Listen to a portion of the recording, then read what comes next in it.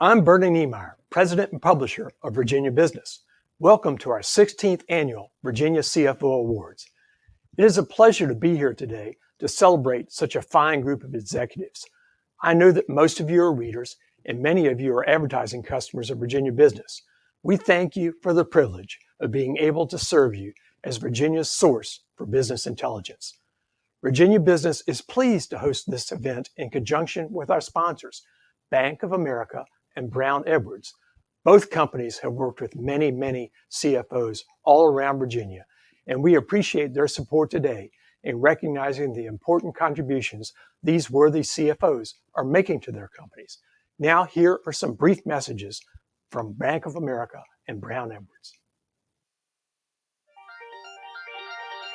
Data is everywhere, fueling the way we live, work, and think. How do you optimize that data? How do you ensure your business is powered by data, not overwhelmed by it? At Bank of America, we are data-driven. Our unparalleled analytics uncover truths and unexpected correlations, enabling us to provide advice that supports your business growth.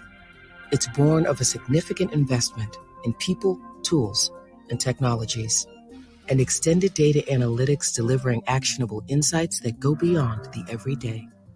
All to help optimize data so your business is smarter, faster, and more efficient. Because in the end, being data-driven isn't really about data. It's about insights. Insights that help put you and your business at the edge of what's next. And it's all a part of our ongoing commitment to intelligent treasury. Powered by people, driven by technology.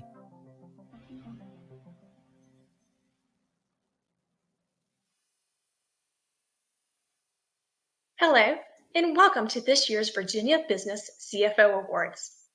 I am Laura Sprouse, the Chief Operating Officer of Brown Edwards, a Virginia-based top 100 regional accounting firm. For those of you who are unfamiliar with Brown Edwards, we offer professional assurance, tax, and advisory services throughout our 11 offices in the Mid-Atlantic region, with our newest offices being located in Richmond and in Newport News. We are very honored to sponsor an event that recognizes the hard work, leadership, and effective results of Virginia's top financial officers. This year certainly has been full of change and surprises, much of which was impossible to anticipate. By just being nominated for this award, you should be very proud to know that your hard work during this trying time has been noticed. So Brown Edwards would like to give a big congratulations to each of the nominees and award winners. Please be sure to join us after the awards announcements for a breakout panel discussion led by one of our own. Ron McIntyre is a lead tax partner in our Lynchburg office, and along with Chris Kozlowski, an attorney at Gentry Locke, they will provide insights and answer questions on tax in the new era. Again, thank you for allowing us to be part of this special event, and enjoy the awards. It is now my pleasure to introduce our keynote speaker, Marcy McGregor. Marcy is Managing Director and Senior Investment Strategist supporting Merrill and Bank of America Private Bank for the Chief Investment Office within Bank of America Corporation. In her role, Marcy provides macroeconomic and market insights as well as investment guidance and portfolio positioning across the wealth management businesses. She is a member of Merrill's Global Wealth Investment Management Investment Strategy Committee and is a regular contributor to CIO thought leadership content. She regularly appears on Bloomberg television and radio, as well as CNBC and other media venues, including TheStreet.com and Yahoo Finance. Now, here's Marcy McGregor.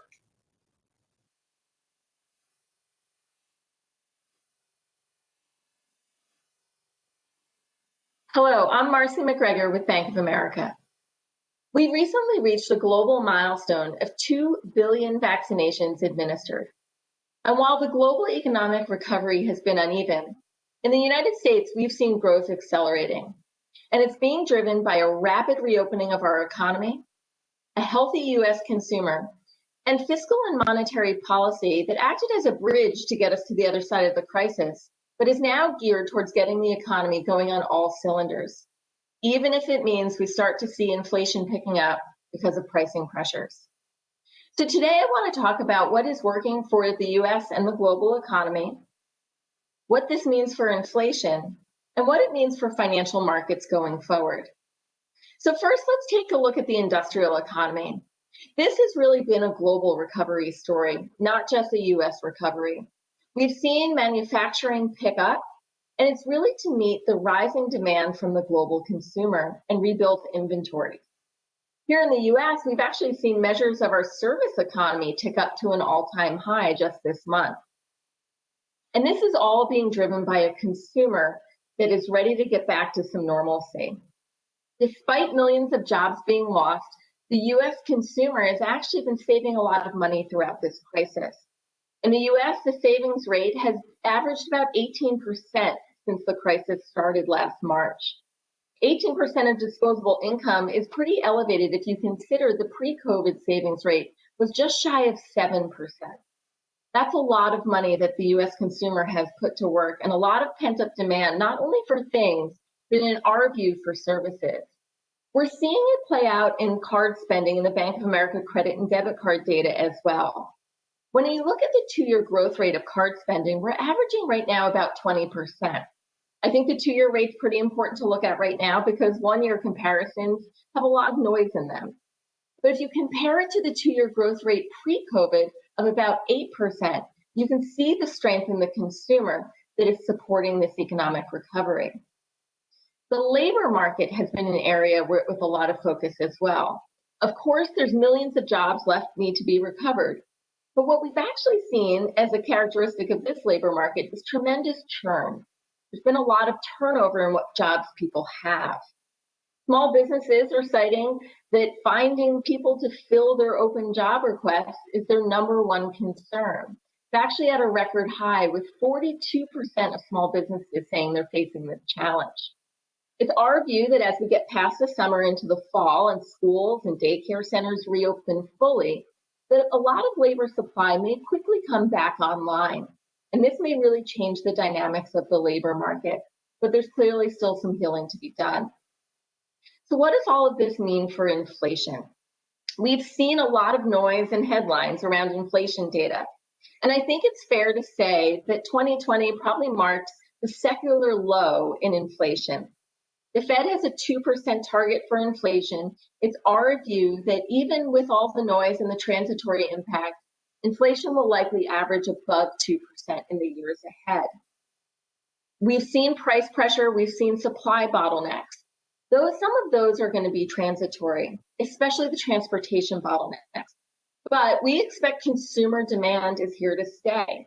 And if I look into the second half of this year and into 2022, I think it's going to become a more global consumer story.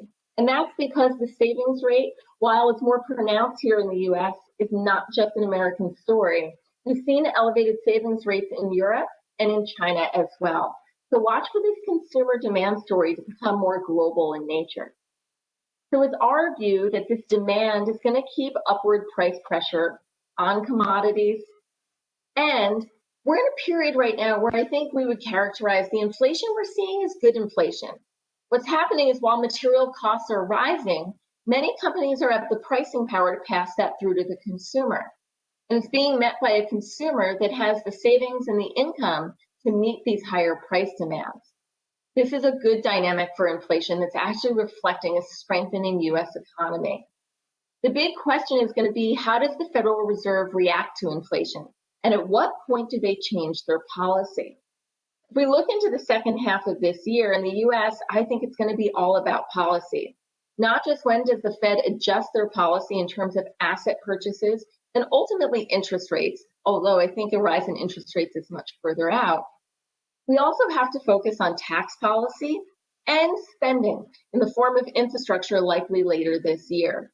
Policy is the big question mark, and how the Fed communicates it is going to be absolutely key. But we do believe the Fed is well aware of their challenging communication path ahead, and they're already starting to prepare markets and investors for an ultimate policy pivot because the US economy is really gaining momentum. If I think about markets in the year ahead, we are positive on equities relative to bonds. And what's behind that view is a positive view of corporate profits. If we look back at the first quarter, what we actually saw was a record beat above analyst estimates of 21%. That's a bit of a rearview mirror. I care about the path ahead. What we also saw in the quarter is return of corporate guidance. With more certainty about the economic outlook, what we're seeing is companies share guidance. I think that could actually drive another leg higher in Wall Street analyst estimates and forecasts for profits. That's a positive for equity markets. What we're also seeing is corporate sentiment at an all-time high, as measured from the transcripts of those earnings calls. And we're also seeing what we believe is a turning point in capital expenditures and capital investment. That, to me, is going to be critical in supporting corporate profits in the years ahead and ultimately the market. So with rates rising, our theme is up in quality in your fixed income portfolio and below benchmark duration to manage this rising rate risk. So it's a year where we think equities will grind higher and outperform your bond portfolio, but it's the rotation story where cyclical sectors and industries lead the way. That doesn't mean you abandon innovation. Innovation is what got us through this crisis. It's still where long-term corporate spending plans are. But think about core technology as an area versus maybe some companies that have great stories but not great profit. So to summarize 2021 and beyond, we believe there's going to be a more global synchronized element to this expansion as the vaccine continues to roll out. We believe policy is going to be key. Watch the Federal Reserve, watch talk in Washington about infrastructure spending, and watch talk about tax policy to see how that will impact markets. And it's a year where we believe the consumer, the global consumer, continues to support this recovery. So while there's still risks out there, inflation, policy errors, and of course, I'll sprinkle in some geopolitical pressures there too, we are quite positive on the path ahead for the US economy, for the global economy, and ultimately markets that reflect this recovering strength. Thank you so much for your time today. I hope you all have a great day.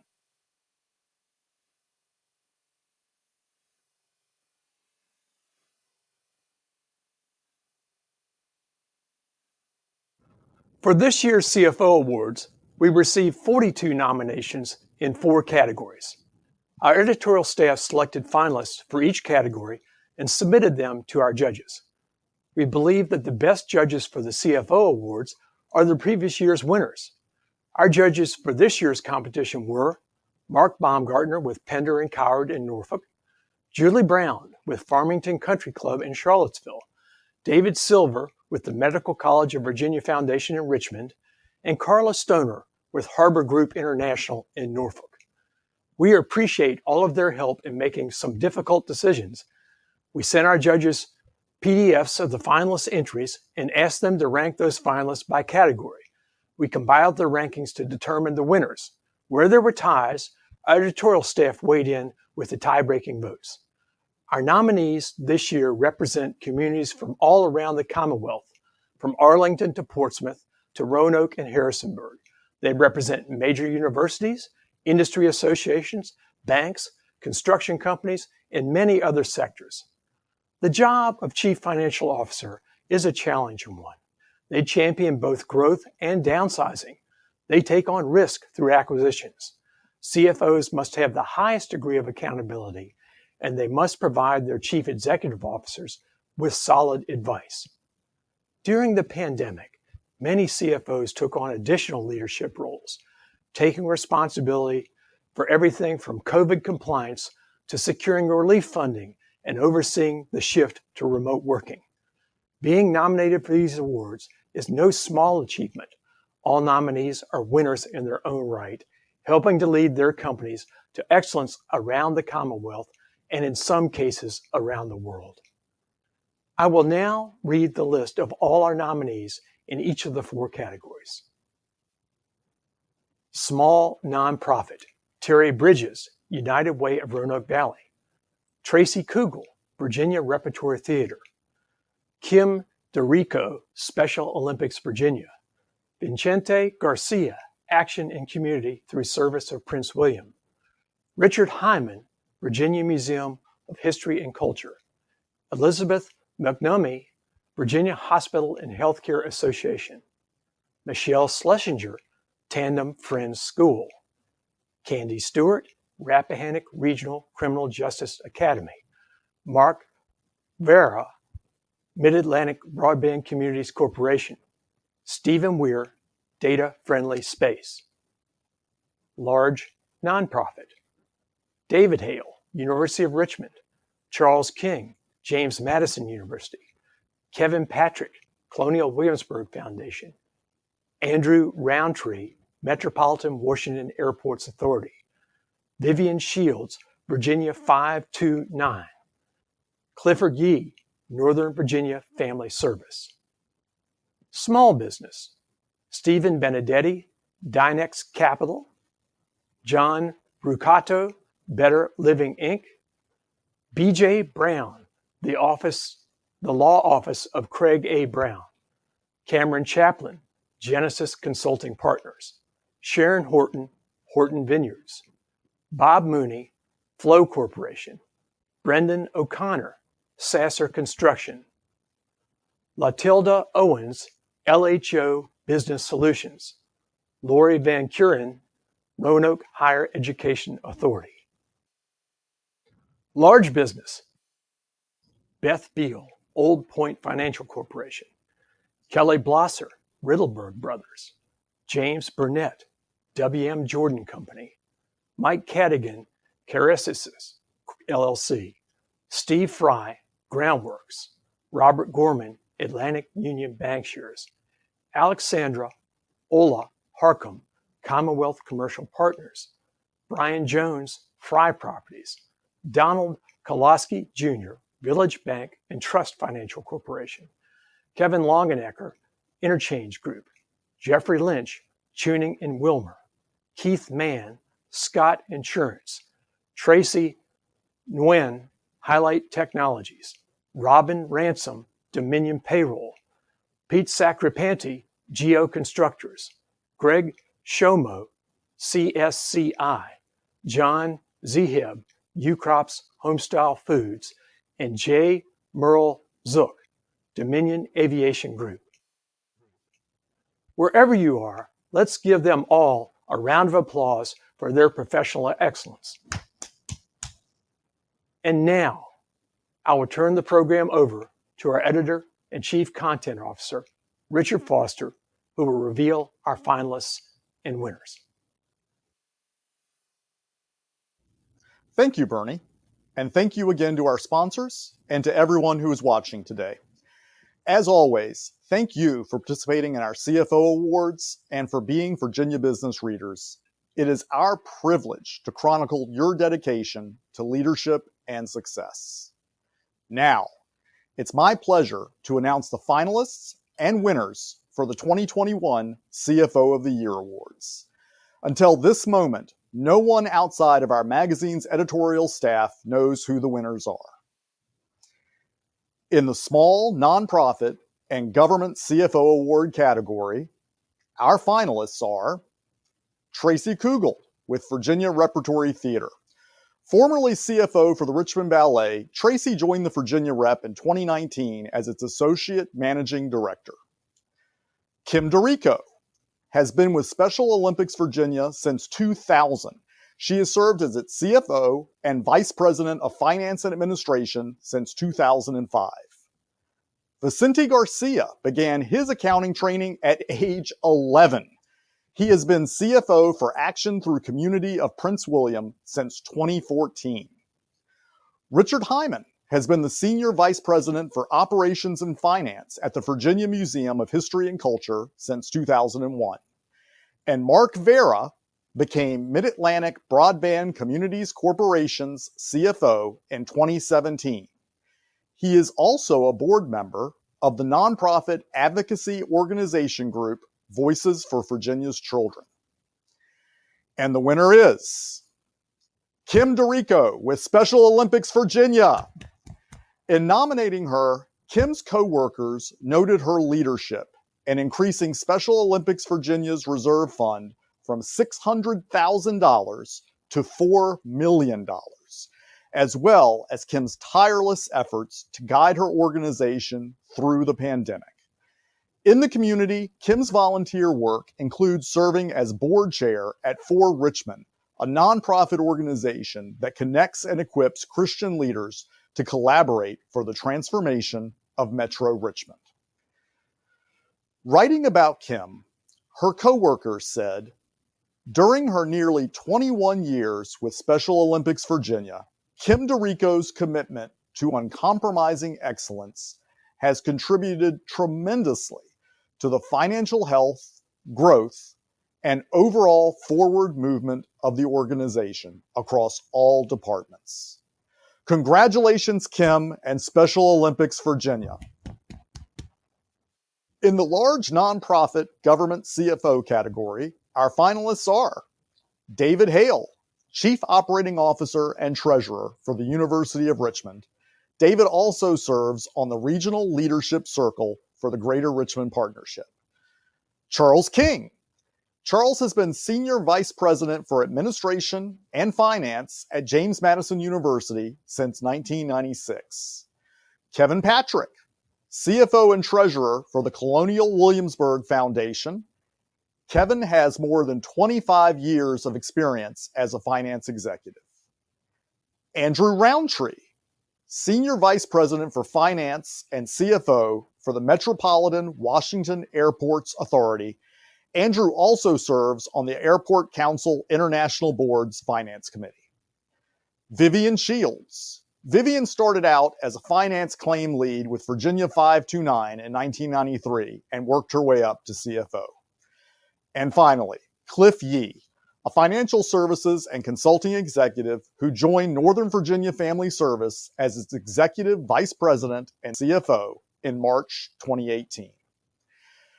And the winner is Cliff Yee with Northern Virginia Family Service. Well done. Congratulations, Cliff, and your team at Northern Virginia Family Service.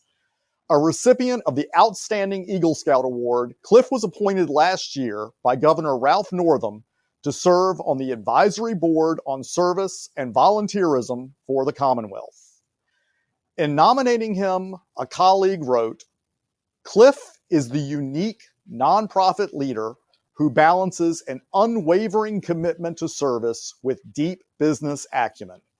He has naturally adopted a collective approach, engaging partners from the for-profit, governmental, academic, and nonprofit arenas to collaboratively address complex community issues.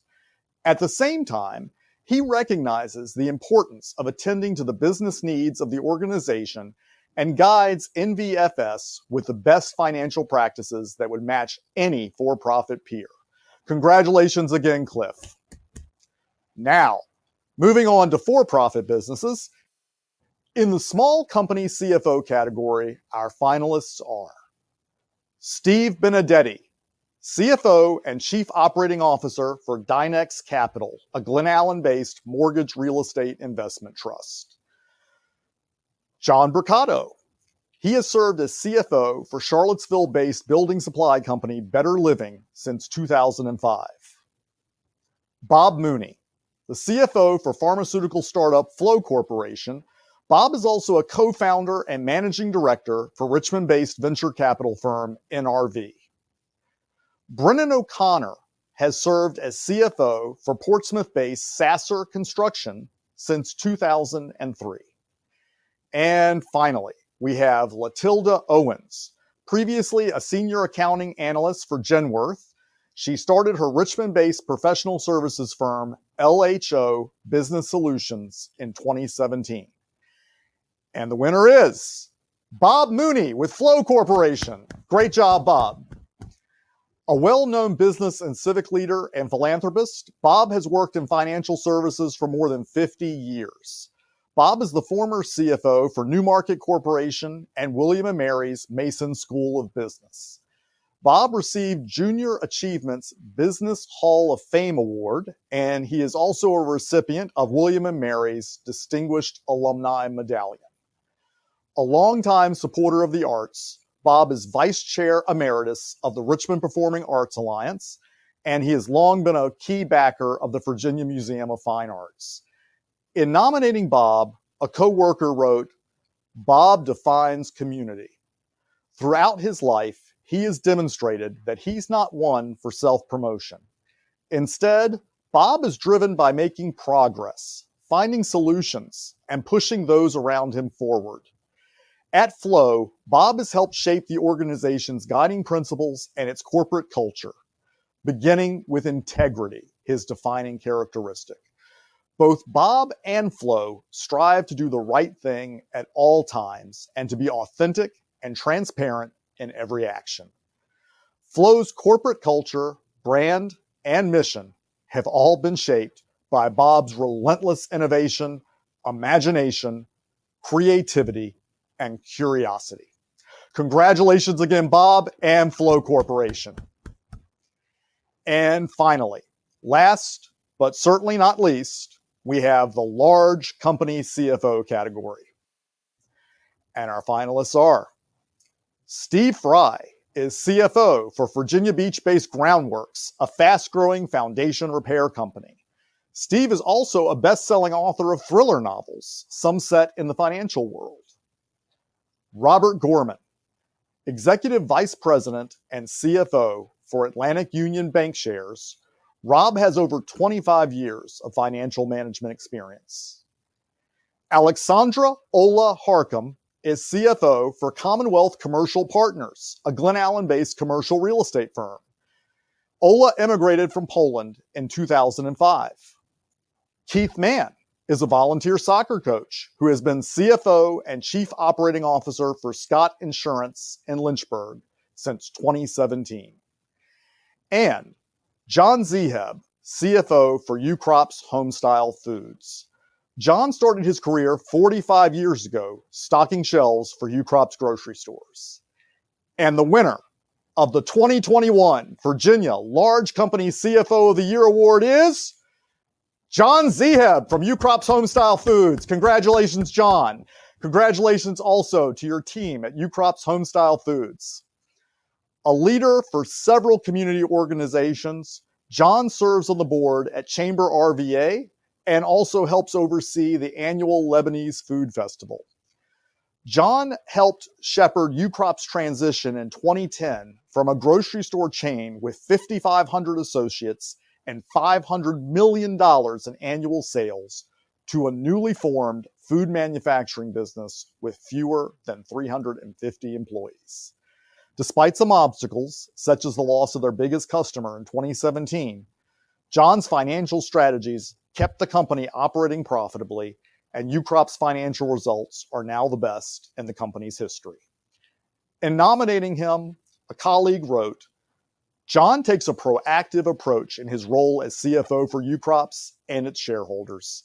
He is always looking for growth opportunities and ways to enhance their financial performance and oversight, as well as find income tax saving measures. Through his wealth of knowledge gained over his career and seeking out the right advisors, he keeps UCrops on the cutting edge in accounting, finance, and tax." Congratulations again, John and UCrops Homestyle Foods. Please join me in applauding all of our fantastic 2021 Virginia CFO of the Year Award winners. Kim DeRico with Special Olympics Virginia, Clifford Yee with Northern Virginia Family Service, Bob Mooney with Flow Corporation, and John Zeheb with UCrops Homestyle Foods.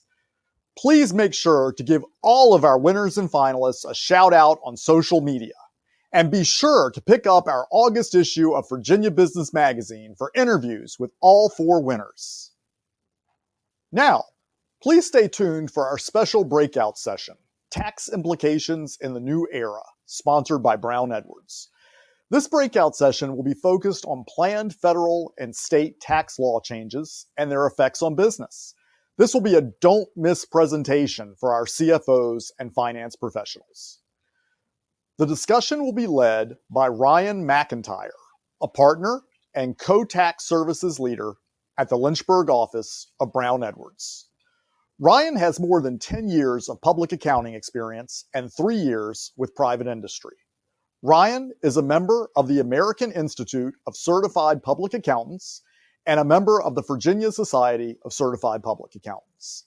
He is a graduate of the 32nd class of the Lynchburg Chamber of Commerce Leadership Lynchburg program, and he has joined the Lynchburg Chamber of Commerce's Leadership Council.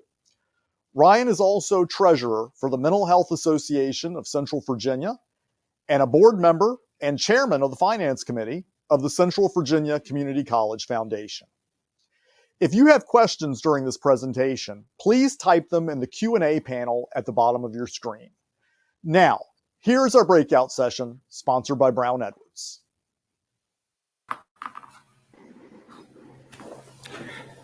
Good afternoon, everybody. And I want to first start off by congratulating all the winners from today. That's a great honor. And of course, we work with CFOs all the time and really know the value that they bring to an organization. So we'll start by introductions. My name is Ryan McIntyre, as noted, as a partner with Brown Edwards, and certainly want to say that we appreciate the opportunity to be a sponsor of the 2021 Virginia CFO Awards. Joining me today is Chris Kozlowski from Gentry Locke. He's a partner with the firm. Chris and I have worked together many times, and we always have a nice back and forth. And so we thought we'd bring that to you today to kind of give you a start of what we're going to talk about. Obviously, in 15 minutes, we're not going to be able to cover the most recent 107-page Green Book. But what we're going to do is touch on some topics that we thought are important for CFOs to know as they go into the business year, but also to kind of talk about the landscape, which is where we're going to start off. And one of the things that I think we have to remember is that these are proposals, and we don't exactly know where they're going to be. I mean, this is a proposal from one side, and we know over time that there probably will be compromise. And Chris, I'll throw it to you first on your thoughts on that and the landscape.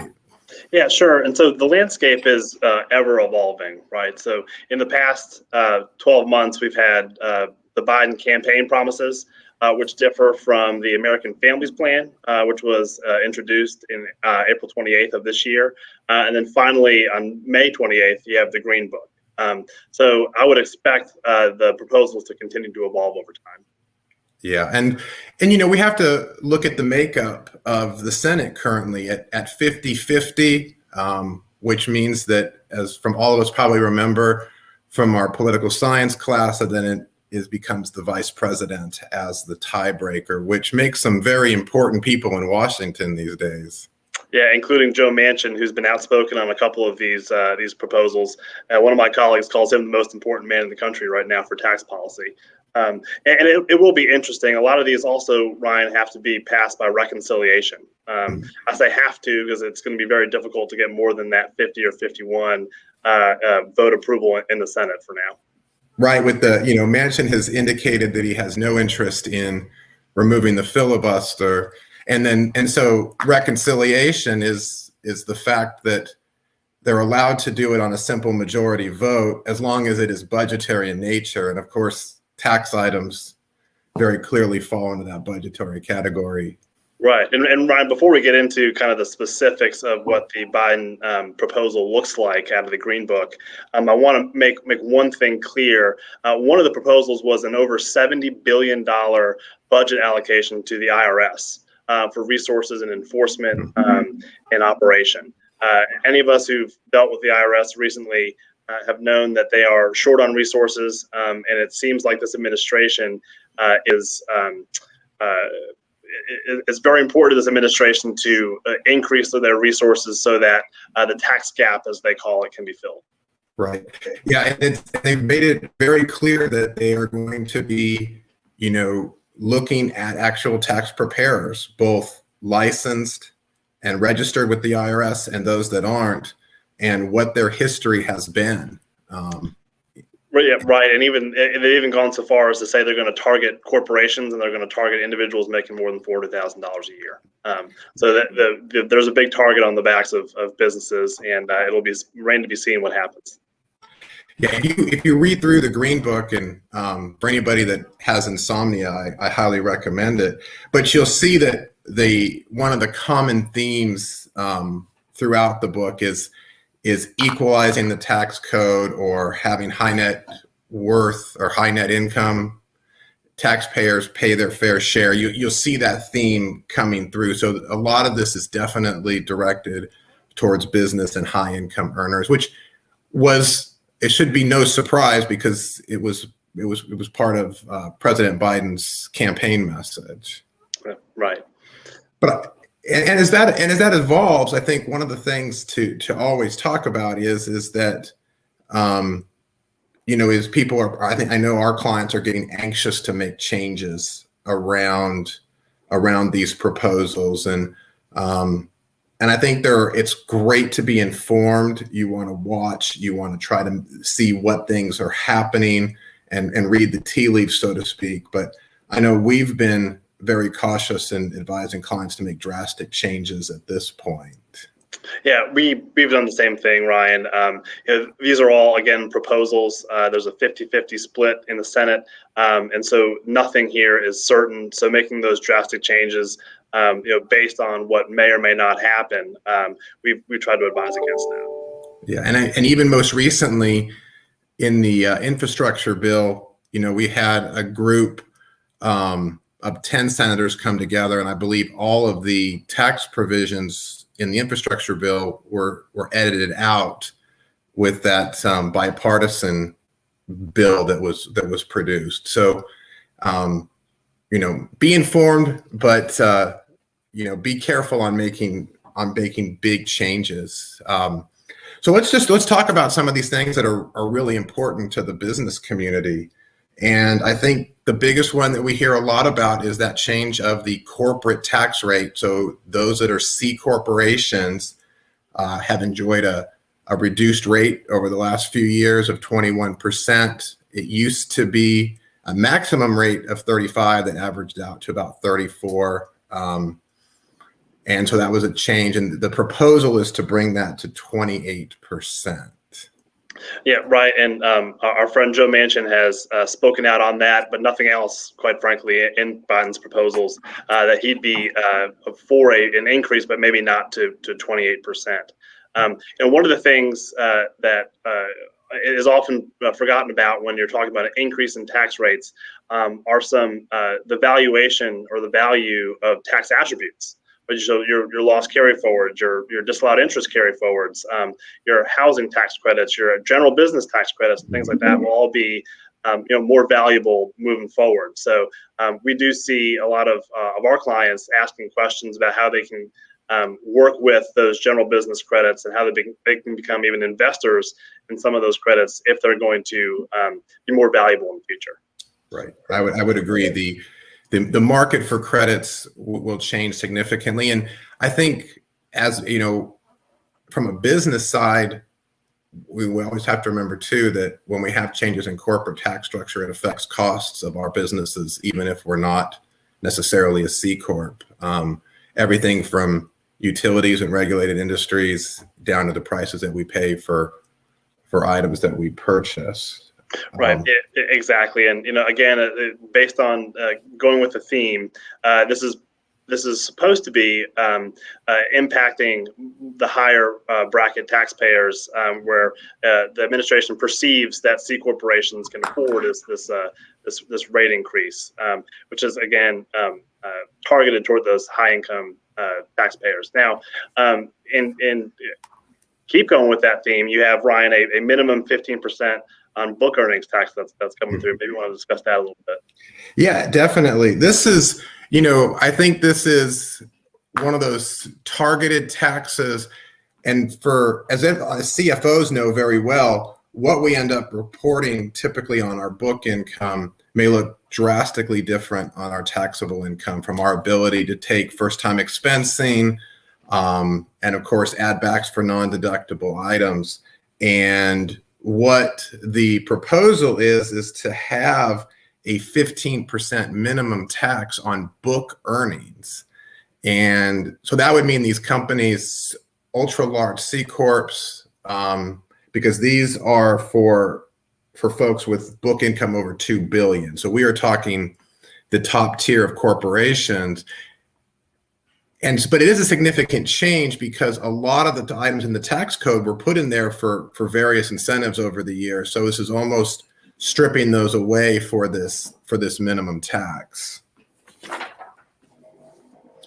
But the interesting part with that is that they're still allowing a lot of the things that create the zero tax for these entities: R&D credits, clean energy credits, housing credits.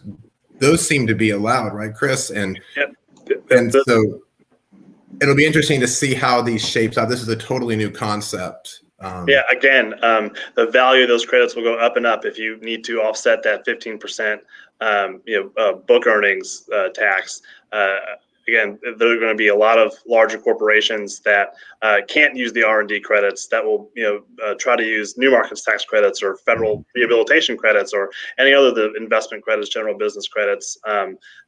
We do see a shift coming there where more C corporations especially will be interested in investing in those type of credits. And and all of these kind of become tied in with obviously this discussion about global minimum tax. If there's a global minimum tax, I think the idea is that then U.S. corporations are not as adversely affected as going it alone. Right. I think the next one to talk about is probably one of the ones that I've heard the most concern about, and that is changes in the capital gains tax rate. You want to take the lead on starting to describe those changes? Yeah. So first of all, this is one of the changes that the talking heads have indicated that may be retroactive. So in the language in the Green Book, it says that these new capital gains rates will date back to when these rules were proposed, which would be initially April 28th. Right now, the proposal is that capital gains will be taxed at ordinary income rates, which may be even higher than the current highest tax bracket, given that the Biden campaign and the Green Book proposed an increase in the top individual rates for taxpayers with AGI over $1 million. So you're going to have a massive shift from preferential rates to capital gains to it being treated exactly as earned income is treated. Mm-hmm. Yeah, and I think that that date is really key because we don't often see retroactive tax changes, and I suspect the philosophy is so that if they do it prospectively, people have a lot of turnover in their portfolio. Because, as you remember, there's no wash sale rule on gains. So you could go ahead and, basically turn your portfolio over, sell it and rebuy it, take the gain, lock it into 2021, maybe before the enactment. But by proposing to have the tax start at the date of announcement, it basically prevents anyone's ability to do that, which I think is why they. Right, which is fairly interesting, given that the last time such a retroactive tax change took effect was in the Clinton administration, and that didn't go over very well. So it'll be interesting to see if something like this passes, or is ultimately proposed to Congress to pass, whether that retroactive date remains in there. Right. Yeah, and there's a tag along to this, which is another kind of new concept, would be this triggering events for capital gain recognition. So everyone probably has ingrained in their heads that if you gift appreciated stock to a child or a family member or somebody else during your lifetime, there's no gain trigger. You just have carryover basis. And just like when someone passes away and it those assets run through the estate, the basis in those assets step up to the fair values, which in effect that gain becomes never taxed. But these new provisions treat both of those items as triggering events, creating the calculation of gain and possible taxation based on the amount thereof. Well, right, and there is an exclusion, $1 million lifetime and at-death exclusion of those gains. But if you're like I am, Ryan, we've told our clients forever, when you're gifting stock or you're keeping stock, low basis, you're at death, you want to keep your low basis stock. When you're gifting, you want to gift your high basis stock. Mm-hmm. Well, that's gonna change. And so we're trying to manage the estate tax portion of this as well, and trying to plan for the future. Again, being difficult, knowing that all these proposals can change. Yeah, and one of the interesting sub provisions in there that I found too was on split interest trusts, where you're putting funds into a grant or retained trust of some kind, and you're going to actually have a recognition event on that portion of that trust that still is deemed to be that of the donor. The charity piece and donations of stock to charity in general are not going to be considered a triggering event based on the proposal. But these split interest trusts, we're actually going to have to prorate, and we'll have a part trigger, part not trigger. Right, and kind of going off that theme, you're talking about grants and things like that. Part of Biden's plan, whether it's not explicitly stated in the Green Book, is getting rid of the grantor trust status, the intentionally defective grantor trust. So, these business succession plans that we've seen in the past, where you sell an interest for a note to an intentionally defective grantor trust, that may be a triggering event as well now. Right. And so I think the last piece of this that is that there are, I think the biggest concern becomes closely held businesses, which can have vastly appreciated stock. Mm-hmm. And sometimes you do have transactions with gifts, down to the next generation of owners. And there does appear to be some exceptions and some transitions there with, if you're gifting, say, as a parent gifting to a child who's coming up in the business, that will not be a triggering event until the family business is no longer family owned. And then along with, there are some 15-year payment plans for transfers at death for illiquid holdings. But, we'll have to watch those provisions develop, because it is going to have a massive impact on succession planning for small businesses. Right.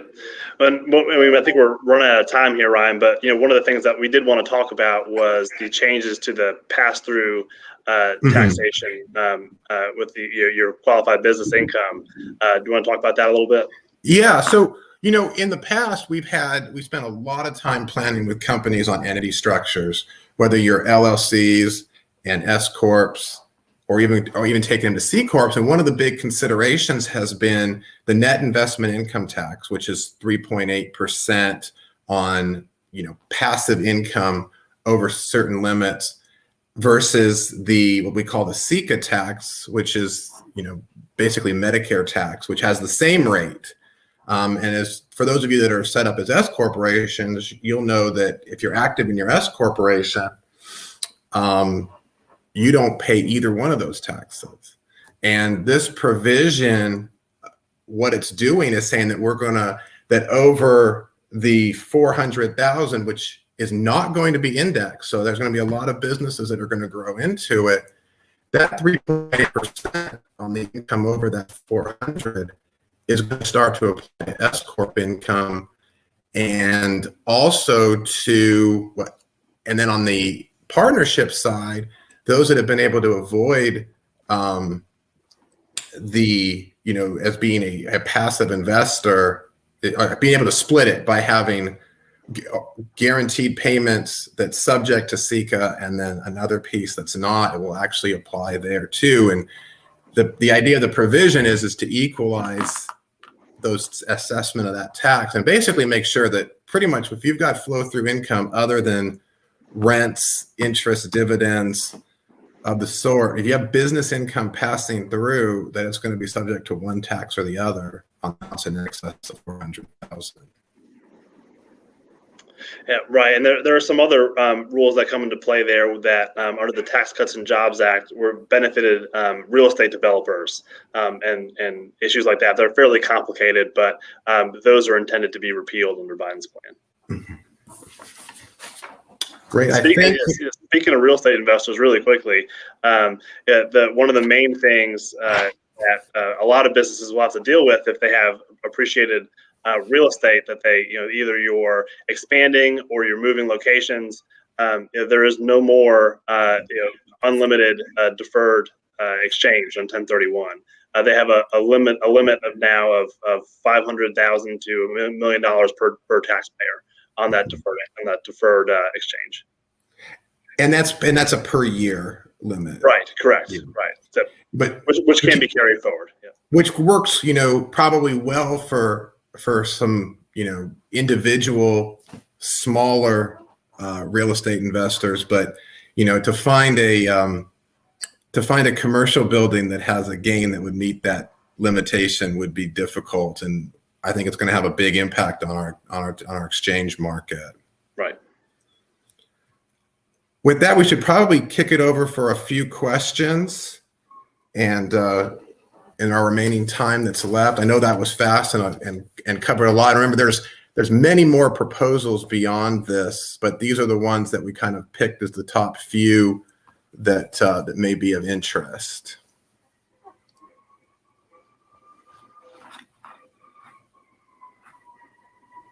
Okay, so we have, I think one of the ones that has come through a lot has been, should somebody consider changes to their entity structures now in anticipation of this law change?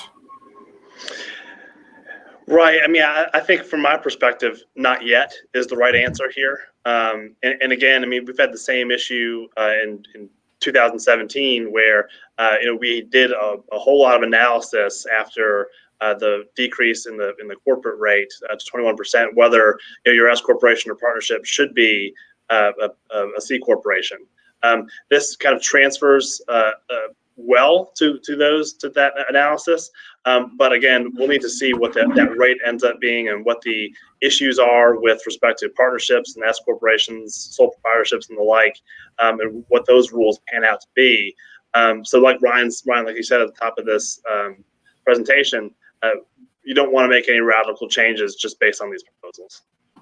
Yeah, I think you could find yourself making a mistake, and I think the example is very true that when we had the Tax Cuts and Job Act, a lot of S corps wanted to change to C corps to take advantage of that. But when you look at the QBI deduction in conjunction with that basis buildup that happens in an S corp, it still turned out, in most analysis for that S corp status to be to still be beneficial. So you don't want to do anything rash based on a seminar that you watch. You want to take time and spend it with your tax advisors and legal counsel, and just make sure that it's right for you and where your business is going.